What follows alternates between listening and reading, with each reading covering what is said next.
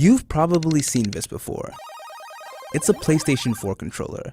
This layout is almost identical to the original DualShock controller, released in 1997. Sony has kept the PlayStation controller the same, while competitors like Nintendo and Microsoft have dramatically changed their designs.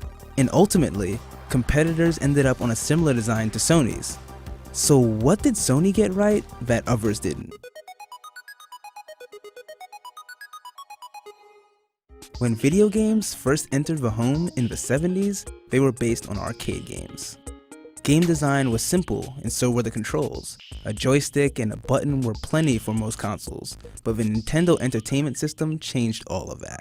Incredible Nintendo Entertainment System. 2 controllers, zapper gun, and 2 game cartridges. Now you're playing with power. Fast forward to 1983. The NES brought us classics like Super Mario Bros. And The Legend of Zelda. These games were more complex and required a controller to match. But unlike complicated controllers with bulky keypads, the NES separated inputs into 2 clearly defined groups: movement and action.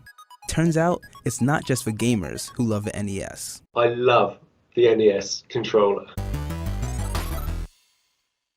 It's really lightweight and it's really simple. You can pick it up and you know what to do. You don't need to read a manual to understand it. It can mean you can have very clean, clear gaming without having to get all of these fancy features. Nintendo followed up the NES with the Super NES in 1990, adding shoulder and X and Y buttons. The increased complexity enabled games like Super Metroid to add new abilities to the characters. Thanks to the shoulder buttons, Samus could aim up and down instead of just shooting straight. Sony owes a lot to Nintendo, but it was the DualShock controller, unveiled in 1997, that took Sony and gaming in general to the next level. Taiyu Goto worked on the first 3 PlayStations, and his design was revolutionary. But what made this controller so special?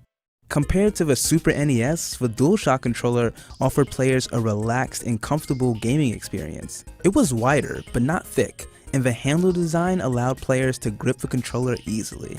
It's still got that familiarity, so people were able to engage with it immediately, but it had those extra buttons in it.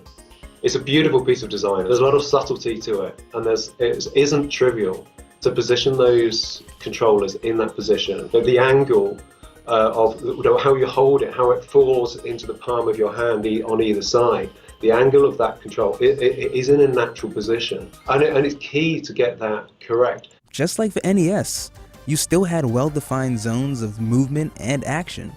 And the decision to put 2 analog sticks on a controller opened up new possibilities for game designers. Other companies rushed to mimic Sony's design, and the DualShock controller helped usher in a uniform layout. You will still see a PlayStation, Xbox type of controller in 20 years' time. It was the recognition that you need to design for the user.